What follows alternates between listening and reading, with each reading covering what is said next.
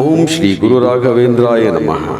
ಪ್ರತಿವಾದಿ ಜಗಸ್ವಾಂತ ಭೇದ ಚಿಹ್ನಾದರೋ ಗುರುಃ ಸರ್ವ ವಿದ್ಯಾ ಪ್ರವೀಣೋನ್ಯೋ ರಾಘವೇಂದ್ರಾನ್ನ ವಿದ್ಯತೆ. ಪೂಜ್ಯಾಯ ರಾಘವೇಂದ್ರಾಯ ಸತ್ಯ ಧರ್ಮರತಾಯ ಚ ಭಜತಾಂ ಕಲ್ಪವೃಕ್ಷಾಯ ನಮತಾಂ ಕಾಮಧೇನುವೆ. ಶ್ರೀ ಗುರು ರಾಘವೇಂದ್ರ ಗುರುಗಳು ಕೋಟ್ಯಾಂತರ ಸಜ್ಜನ ಭಕ್ತರನ್ನು ಸಲಹಲು ಅವರಿಗಂಟಿದ ಕಷ್ಟ ಕಾರ್ಪಣ್ಯ ದುಃಖ ದಾರಿದ್ರ್ಯ ನೋವು ಸಂಕಷ್ಟಗಳನ್ನು ಹೋಗಲಾಡಿಸಲು ಮಂತ್ರಾಲಯ ಕ್ಷೇತ್ರದಲ್ಲಿ ನೆಲೆಸಿದ್ದಾರೆ. ಅವರು ಸಶರೀರವಾಗಿ ಬೃಂದಾವನ ಪ್ರವೇಶಿಸಿ ಸುಮಾರು 353 ವರ್ಷಗಳೇ ಕಳೆದಿದ್ದರೂ ಸಹ ಇನ್ನೂ ಆ ಮಂತ್ರಾಲಯದ ಬೃಂದಾವನ ವಾಸಿ ಶ್ರೀ ಗುರುರಾಯರಿಂದ ಪ್ರಕಟಗೊಳ್ಳುತ್ತಿರುವ ಪವಾಡಗಳು ಅಸದೃಶ ಮತ್ತು ಅಸಾಮಾನ್ಯ. ಶ್ರೀ ಗುರುರಾಯರನ್ನು ನಂಬಿದ ಸಜ್ಜನ ಭಕ್ತ ಕೋಟಿ ಜನರು ಎಂತಹ ಕಷ್ಟ ಕಾಲದಲ್ಲಿಯೂ ಶ್ರೀ ಗುರು ರಾಘವೇಂದ್ರಾಯ ನಮಃ ಎಂಬ ಅಷ್ಟಾಕ್ಷರಿ ಮಂತ್ರವನ್ನು ಸ್ವಚ್ಛ ಮನಸ್ಸಿನಿಂದ ಭಕ್ತಿಪೂರ್ವಕವಾಗಿ ಜಪಿಸಿ ಶ್ರೀ ಗುರುರಾಯರನ್ನು ಸ್ವಾಗತಿಸಿದರೆ ಸಾಕು. ಭಕ್ತನ ಕೂಗಿಗೆ ಕರುಣೆ ತೋರಿ ಓಡೋಡಿ ಬಂದು ಭಕ್ತನ ಸಂಕಷ್ಟ ಪಾರು ಮಾಡದೆ ಬಿಡುವರೆ? ಖಂಡಿತ ಇಲ್ಲ. ತಮ್ಮನ್ನು ನಂಬಿದ ಭಕ್ತರ ಕಷ್ಟ ಕಾರ್ಪಣ್ಯಗಳನ್ನು ಹೋಗಲಾಡಿಸುವುದೇ ನಮ್ಮ ಶ್ರೀ ಗುರು ರಾಘವೇಂದ್ರ ಸ್ವಾಮಿಗಳ ಗುರಿ.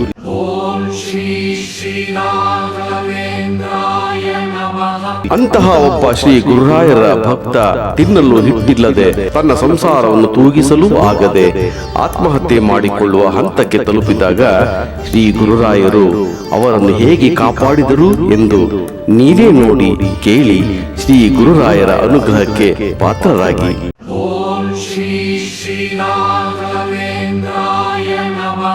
ನನ್ನ ಸ್ನೇಹಿತ ಸತೀಶ ಮೂಲತಃ ಹಾಸನ ಜಿಲ್ಲೆಯ ಒಂದು ಹಳ್ಳಿಯವನು. ಅವನಿಗೆ ಸಿನಿಮಾ ಎಂದರೆ ಪಂಚಪ್ರಾಣ.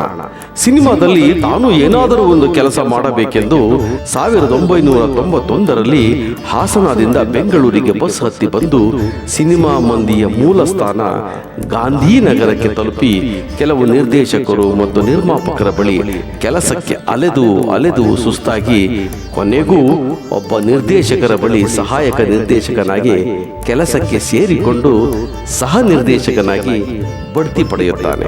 ಕೆಲಸದಲ್ಲಿ ಒಳ್ಳೆಯ ಹೆಸರು ಮಾಡುತ್ತಾನೆ. ಅಷ್ಟು ಇಷ್ಟು ಸಂಪಾದನೆಯು ಪ್ರಾರಂಭವಾಗುತ್ತದೆ. ಒಂದು ದಿನ ಅವರ ಹೆತ್ತವರಿಂದ ಫೋನ್ ಕಾಲ್ ಬಂದು ಊರಿಗೆ ಹೋದಾಗ ಅವನ ಅತ್ತೆಯ ಮಗಳೊಂದಿಗೆ ಮದುವೆಯೂ ಆಗುತ್ತಾನೆ. 2-3 ವರ್ಷದ ನಂತರ ಒಂದು ಹೆಣ್ಣು ಮಗುವಿಗೆ ತಂದೆಯೂ ಆಗುತ್ತಾನೆ. ಒಂದು ಹೆಣ್ಣು ಮಗು ಹೆಂಡತಿಯೊಂದಿಗೆ ತುಂಬಿದ ಸಂಸಾರ ತುಂಬಾ ಸಂತೋಷದಿಂದ ಸಾಗುತ್ತಿರುತ್ತದೆ.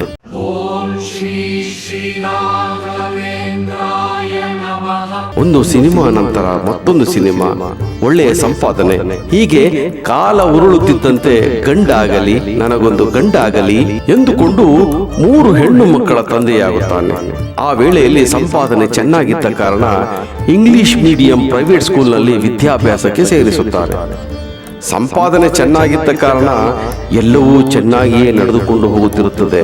ಸಿನಿಮಾದ ತಾಂತ್ರಿಕ ವರ್ಗದವರು ಮತ್ತು ನಟರು ಶ್ರೀ ಗುರುರಾಯರನ್ನು ಅತಿ ಹೆಚ್ಚಾಗಿ ಪ್ರೀತಿಸಿ ಗೌರವಿಸಿ ಪೂಜಿಸಿ ಅವರ ಅನುಗ್ರಹಕ್ಕೆ ಪಾತ್ರರಾಗುವುದು ಎಲ್ಲ ಸಜ್ಜನ ಭಕ್ತರಿಗೆ ತಿಳಿದ ವಿಷಯ. ಅದರಲ್ಲಿ ಈತನೂ ಕೂಡ ಒಬ್ಬ.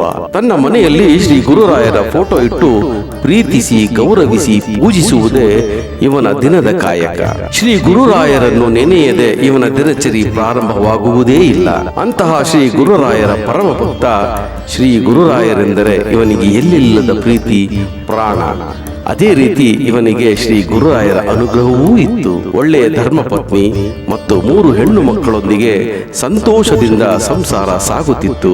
ಯಾವುದಕ್ಕೂ ಕೊರತೆ ಇಲ್ಲದ ಜೀವನದ ಜೋಕಾಲಿ ತೂಗುತ್ತಿತ್ತು. ಹೀಗಿರುವಾಗ ಜುಲೈ 30ನೇ ತಾರೀಕು 2000 ಇಸ್ವಿ ಭೀಮನ ಅಮಾವಾಸ್ಯೆಯಂದು ಡಾಕ್ಟರ್ ರಾಜ್ಕುಮಾರ್ ಅವರನ್ನು ಗಾಜನೂರಿನ ಅವರ ಸ್ವಗೃಹದಿಂದಲೇ ದಂತಚೋರ ಕಾಡುಗಳ್ಳ ವೀರಪ್ಪನ್ ಅಪಹರಿಸಿಕೊಂಡು ಹೋದ.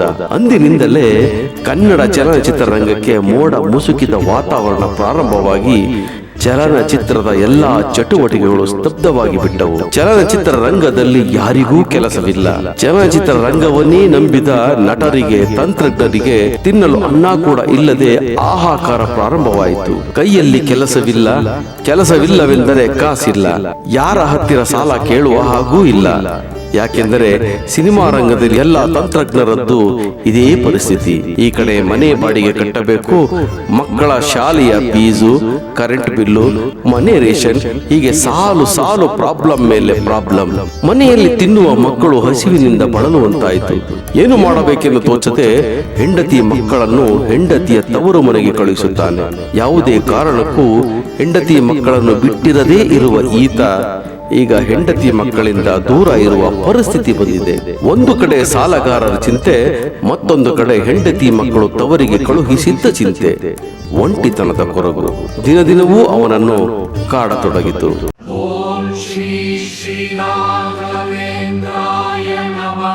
ಒಂದು ದಿನ ಇದ್ದಕ್ಕಿದ್ದಂತೆಯೇ ಬೆಳಗಿನ ಜಾವ ನನಗೆ ಒಂದು ಕಾಲ್ ಮಾಡಿದ. ನಿನ್ನ ಜೊತೆ ಮಾತನಾಡಬೇಕು, 12 ಗಂಟೆಗೆ ಗಾಂಧಿನಗರದ ಕಾನಿಷ್ಕ ಹೋಟೆಲ್ ಬಳಿ ಬಾ ಎಂದ. ನಾನು ರೆಡಿಯಾಗಿ 12 ಗಂಟೆಯೊಳಗೆ ಕಾನಿಷ್ಕ ಹೋಟೆಲ್ ಬಳಿ ಅವನಿಗಾಗಿ ಕಾಯುತ್ತಾ ನಿಂತಿದ್ದೆ. ಆತ 12 ಗಂಟೆ 15 ನಿಮಿಷಕ್ಕೆ ಅಲ್ಲಿಗೆ ಬಂದ. ನಾನು ಅವನನ್ನು ನೋಡಿ ಹೌಹಾರಿದೆ. ಕಾರಣ ಆತ ನಿತ್ಯ ಶೇವಿಂಗ್ ಮಾಡಿಕೊಂಡು, ಸ್ನಾನ ಮಾಡಿಕೊಂಡು, ಐರನ್ ಮಾಡಿದ್ದ ಬಟ್ಟೆಯನ್ನು ಇನ್ಶರ್ಟ್ ಮಾಡಿಕೊಂಡು ಯಾವ ಹೀರೋಗೂ ಕಡಿಮೆ ಇಲ್ಲದವನಂತೆ ಇರುತ್ತಿದ್ದ. ಆದರೆ ಈಗ ನೋಡಿದರೆ ದಾಡಿ ಬಿಟ್ಟುಕೊಂಡು, ಕೂದಲು ಬಿಟ್ಟುಕೊಂಡು, ಒಣಕಲು ದೇಹದೊಂದಿಗೆ ಇನ್ಶರ್ಟ್ ಇಲ್ಲದ ಹಾಗೆ ಬಂದಿದ್ದ. ನಾನು ಅವನ ವಿಚಿತ್ರವಾದ ಅವತಾರವನ್ನು ಕಂಡು ಮನನೊಂದು ಅಲ್ಲಿಯೇ ಭರಣಿ ಕೆಫೆಯಲ್ಲಿ ಟೀ ಕುಡಿಸಿ ಎದುರಿಗೆ ಇರುವ ಬೆಂಗಳೂರು ಪಾಲಿಕೆಯ ಶಾಲೆಯ ಆವರಣದಲ್ಲಿ ಕೂರಿಸಿ ನಿಧಾನವಾಗಿ ಅವನ ಸ್ಥಿತಿಗತಿಯನ್ನು ವಿಚಾರಿಸಿದೆ. ಆಗ ಆತ ನೊಂದು ಬೇಸರದಿಂದಲೇ ತನಗಾದ ಪರಿಸ್ಥಿತಿಯ ಬಗ್ಗೆ ವಿವರಿಸಿದ. ಕೇಳಿದ ನನಗೆ ತುಂಬಾ ಬೇಸರವಾಯಿತು. ನಾನು ಸಹಾಯ ಮಾಡಬೇಕೆಂದರೆ ನನ್ನದೂ ಕೂಡ ಅದೇ ಪರಿಸ್ಥಿತಿ. ಅಸಹಾಯಕನಾದೆ. ಹಾಗೆ ಆತ ತನ್ನ ಪರಿಸ್ಥಿತಿಯನ್ನು ಹೇಳುತ್ತಾ ಕೊನೆಗೆ ಒಂದು ಮಾತು ಹೇಳಿದ. ನನಗೆ ಈ ಜೀವನ ಸಾಕಾಗಿದೆ, ಬೇಜಾರಾಗಿದೆ. ಇದೇ ನನ್ನ ಕೊನೆಯ ಭೇಟಿ ಅನಿಸುತ್ತದೆ ಗೆಳೆಯ. ದಯವಿಟ್ಟು ಬೇಜಾರು ಮಾಡ್ಕೋಬೇಡ. ಅದಕ್ಕೆ ನಿನ್ನನ್ನು ನೋಡಿ ನನ್ನ ಪರಿಸ್ಥಿತಿ ನಿನ್ನ ಮುಂದೆ ಹೇಳಿ ನನ್ನ ಮನಸ್ಸು ಹಗುರ ಮಾಡಿಕೊಂಡು ಮುಂದಿನ ದಾರಿ ನೋಡ್ಕೊಂಡ್ರಾಯ್ತು ಅಂತ ನಿನ್ನನ್ನು ಬರೋದಕ್ಕೆ ಹೇಳಿದೆ ಎಂದಾಗ ಒಂದು ಕ್ಷಣ ನನಗೆ ನಡುಕ ಉಂಟಾಗಿ, ಏನಾದರೂ ಹೆಚ್ಚು ಕಡಿಮೆ ಮಾಡಿಕೊಂಡರೆ ಅವನ ಹೆಂಡತಿ ಮಕ್ಕಳ ಗತಿಯೇನು ಎಂಬ ಪೀಕಲಾಟಕ್ಕೆ ಸಿಕ್ಕಿಬಿದ್ದೆ. ಇವನಿಗೆ ಯಾವ ರೀತಿ ಸಮಾಧಾನ ಮಾಡಬೇಕೆಂಬುದೇ ನನಗೆ ತೋಚಲಿಲ್ಲ. ಹಾಗೆ ಯೋಚಿಸುತ್ತಾ ಮತ್ತೆ ಭರಣಿ ಕೆಫೆಗೆ ಹೋಗಿ ಇಬ್ಬರು ಒಂದೊಂದು ಅನ್ನ ಸಾಂಬಾರ್ ತಿಂದು ಮತ್ತೆ ಅದೇ ಶಾಲೆಯ ಆವರಣಕ್ಕೆ ಬಂದು ಕುಳಿತು ಅವನಿಗಾಗಿ ನಾನು ಒಂದು ಮಾತನ್ನು ಹೇಳಿದೆ. ನೋಡೋ, ಎಲ್ಲಾ ಸಮಯ ಒಂದೇ ತರ ಇರಲ್ಲ. ರಾತ್ರಿ ಬಂದ ಮೇಲೆ ಹಗಲು ಬರಲೇಬೇಕು. ಯಾವುದಕ್ಕೂ ದುಡುಕಿ ಯಾವುದೇ ನಿರ್ಧಾರ ತಗೋಬಾರದು.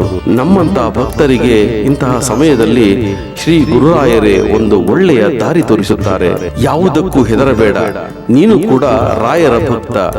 ಎಲ್ಲಾ ನಿನ್ನ ಭಾರವನ್ನು ರಾಯರ ಪಾದಕ್ಕೆ ಅರ್ಪಿಸಿ ನೆಮ್ಮದಿಯಿಂದ ಇರು. ಅವರೇ ಎಲ್ಲವನ್ನೂ ಸರಿ ಮಾಡುತ್ತಾರೆ. ತಲೆ ಕೆಡಿಸ್ಕೋಬೇಡ.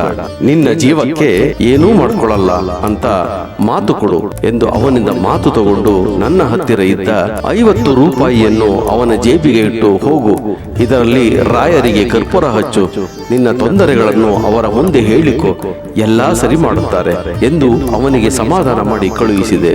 ನಾನು ಅವನ ಚಿಂತೆಯಲ್ಲೇ ಮನೆಗೆ ಬಂದು ರಾಯರ ಹತ್ತಿರ ಬೇಡಿಕೊಂಡೆ. ಅವನಿಗೆ ದುಡುಕಿ ಯಾವುದೇ ಅನಾಹುತ ನಿರ್ಧಾರ ತೆಗೆದುಕೊಳ್ಳದೇ ಇರಲಿ. ಅವನಿಗೆ 3 ಹೆಣ್ಣು ಮಕ್ಕಳಿದ್ದಾರೆ. ಒಳ್ಳೆಯ ಹೆಂಡತಿ ಇದ್ದಾಳೆ. ಯಾವುದೇ ತೊಂದರೆ ಆಗದ ಹಾಗೆ ನೋಡಿಕೋ ತಂದೆ ಅಂತ ನಾನು ಶ್ರೀ ಗುರುರಾಯರಿಗೆ ಮನೆಯಲ್ಲಿ ಅವರ ಫೋಟೋ ಮುಂದೆ ತುಪ್ಪದ ದೀಪ ಹಚ್ಚಿದೆ.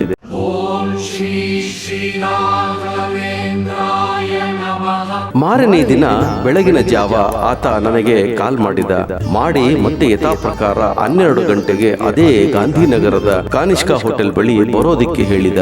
ಆಗ ನನಗೆ ಅವನೊಂದಿಗೆ ಮಾತನಾಡಿದ್ದು ತುಂಬಾ ಸಂತೋಷ ಆಯ್ತು. ಕಾರಣ ಆತ ತನ್ನ ಜೀವಕ್ಕೆ ಯಾವುದೇ ಅನಾಹುತ ಮಾಡಿಕೊಂಡಿಲ್ಲವೆಂಬ ಸಂತೋಷ ನನ್ನ ಮನದಲ್ಲಿ ಹಾಗೆ ಮೂಡಿತ್ತು.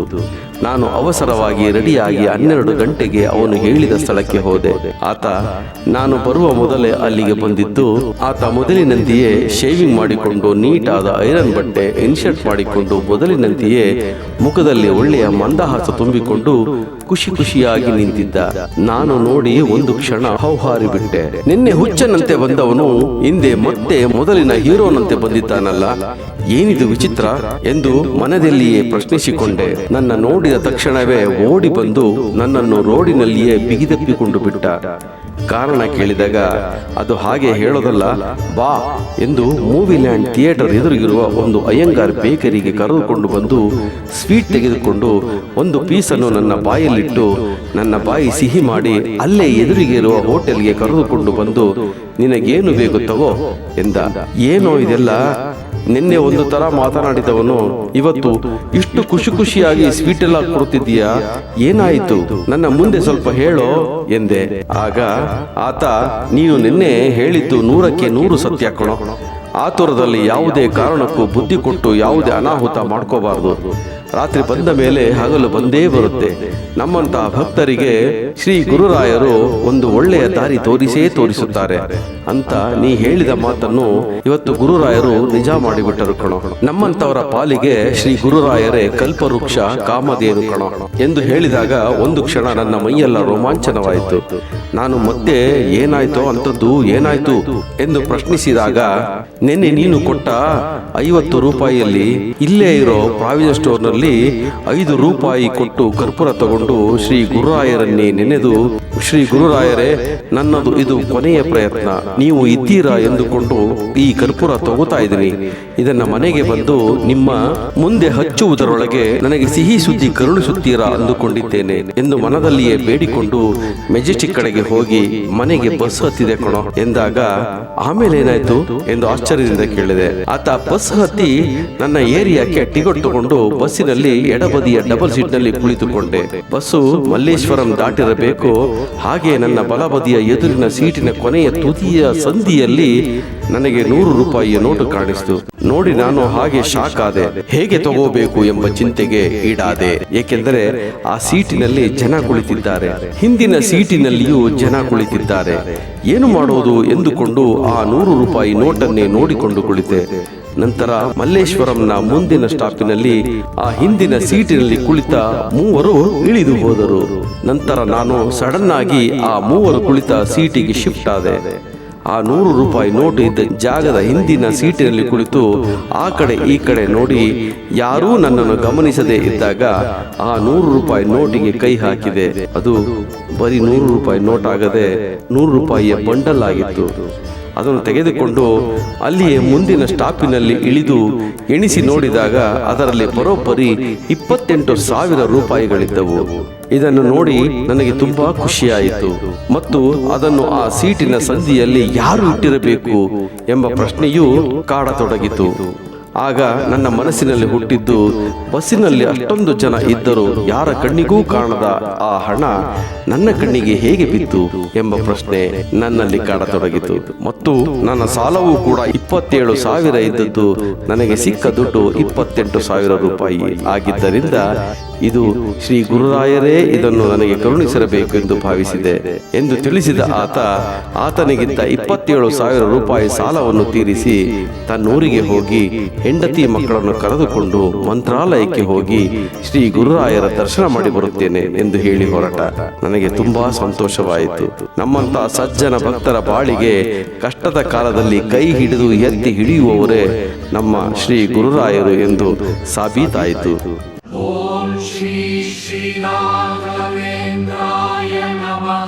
ಎಂತಹ ಕಷ್ಟದ ಕಾಲದಲ್ಲೂ ನಮ್ಮ ಜೊತೆ ಶ್ರೀ ಗುರುರಾಯರಿರುತ್ತಾರೆ, ನಮ್ಮನ್ನು ಕೈ ಹಿಡಿದು ಕಾಪಾಡುತ್ತಾರೆ ಎನ್ನುವುದಕ್ಕೆ ಈ ಘಟನೆಯೇ ಸಾಕ್ಷಿಯಾಗಿದೆ. ಶ್ರೀ ಗುರುರಾಯರು ಸಜ್ಜನ ಭಕ್ತರ ಬಾಳಲ್ಲಿ ಇಂತಹ ಅನೇಕ ಪವಾಡಗಳನ್ನು ಅಂದು ಮಾಡಿದ್ದಾರೆ. ಇಂದು ಬೃಂದಾವನದಲ್ಲಿ ಸಶರೀರವಾಗಿ ಧ್ಯಾನಾಸಕ್ತರಾಗಿ ಮಾಡುತ್ತಾ ಇದ್ದಾರೆ. ಎಂತಹ ಕಷ್ಟ ಕಾಲದಲ್ಲೂ ಯಾವತ್ತೂ ಯಾರು ದುಡುಕಿ ಯಾವುದೇ ಕೆಟ್ಟ ನಿರ್ಧಾರ ತೆಗೆದುಕೊಳ್ಳಬಾರದು. ಎಂತಹ ಸಂದಿಗ್ಧ ಪರಿಸ್ಥಿತಿಯಲ್ಲೂ ಒಮ್ಮೆ ಶ್ರೀ ಗುರು ರಾಘವೇಂದ್ರಾಯ ನಮಃ ಎಂದು ಭಯ ಭಕ್ತಿಯಿಂದ ತನು ಮನದಿಂದ ಶ್ರೀ ಗುರುರಾಯರನ್ನು ಸ್ಮರಿಸಿದರೆ ಸಾಕು. ನಮ್ಮ ಶ್ರೀ ಗುರುರಾಯರು ನಮ್ಮ ಕರೆಗೆ ಓಗೊಟ್ಟು ಬಂದು ಕಾಪಾಡಿಯೇ ಕಾಪಾಡುತ್ತಾರೆ. ಎಲ್ಲ ಸಜ್ಜನ ಭಕ್ತರಿಗೆ ಶ್ರೀ ಗುರುರಾಯರು ಒಳಿತನ್ನುಂಟು ಮಾಡಲಿ. ಯಾವ ಜಾತಿ ಮತ ಭೇದ ಭಾವವಿಲ್ಲದೆ ನಾವೆಲ್ಲ ಒಂದೇ ಎನ್ನುವ ಭಾವನೆ ಮೂಡಲಿ. ಸದೃಢ ಸಮಾಜ ನಮ್ಮದಾಗಲಿ ಎಂಬುದೇ ನಮ್ಮ SGRS ಎಂಟರ್ಟೈನ್ಮೆಂಟ್ ಯೂಟ್ಯೂಬ್ ಚಾನೆಲ್ನ ಆಶಯ. ಜೈ ಶ್ರೀ ಗುರು ರಾಘವೇಂದ್ರಾಯ ನಮಃ. ಆತ್ಮೀಯರೇ, ನಿಮ್ಮ ಚಲನಚಿತ್ರ ನಟ, ಸಾಹಿತಿ ಮತ್ತು ನಿರ್ದೇಶಕ ತನ್ಮಯ್ಯ ಸನತ್ಕುಮಾರ್ನ ಪ್ರಣಾಮಗಳು. ಇಷ್ಟು ದಿನ ತಾವು ನಮ್ಮ SGRS ಎಂಟರ್ಟೈನ್ಮೆಂಟ್ ಯೂಟ್ಯೂಬ್ ಚಾನಲನ್ನು ಪ್ರೋತ್ಸಾಹಿಸಿ ನಾವು ನೀಡುತ್ತಿರುವ ಸಾಮಾಜಿಕ ಕಳಕಳಿಯ ಶಾರ್ಟ್ ಮೂವಿಗಳನ್ನು ಮತ್ತು ಶ್ರೀ ಗುರು ರಾಘವೇಂದ್ರ ಸ್ವಾಮಿಗಳ ಚರಿತ್ರೆ, ಪವಾಡ, ಮಹಿಮೆಗಳನ್ನು ತಾವೆಲ್ಲರೂ ನೋಡಿ ಪ್ರೋತ್ಸಾಹಿಸಿದಿರಿ. ಹಾಗೆ ಲೈಕು, ಕಾಮೆಂಟು, ಶೇರ್ ಮಾಡಿ ಸಬ್ಸ್ಕ್ರೈಬು ಮಾಡ್ಕೊಂಡಿದ್ದೀರಿ. ಇನ್ನೂ ಯಾರು ಸಬ್ಸ್ಕ್ರೈಬ್ ಮಾಡ್ಕೊಂಡಿಲ್ಲ ಅವರು ದಯವಿಟ್ಟು ನಮ್ಮ ಚಾನಲ್ನ ಸಬ್ಸ್ಕ್ರೈಬ್ ಮಾಡ್ಕೊಳ್ಳಿ. ನಿಮ್ಮ ಸ್ನೇಹಿತರಿಗೂ ನಿಮ್ಮ ಸಂಬಂಧಿಕರಿಗೂ ನಾವು ಹಾಕುವ ಪ್ರತಿಯೊಂದು ವಿಡಿಯೋಗಳನ್ನು ಶೇರ್ ಮಾಡಿ ನಮ್ಮ SGRS ಎಂಟರ್ಟೈನ್ಮೆಂಟ್ ಯೂಟ್ಯೂಬ್ ಚಾನಲನ್ನು ಪ್ರೋತ್ಸಾಹಿಸಿ ಅಂತ ಈ ಮುಖಾಂತರ ತಮ್ಮಲ್ಲಿ ಸವಿನಯ ಪ್ರಾರ್ಥನೆ. ಜೈ ಶ್ರೀ ಗುರು ರಾಘವೇಂದ್ರ ಸ್ವಾಮಿಗಳಾಯೇ ನಮಃ.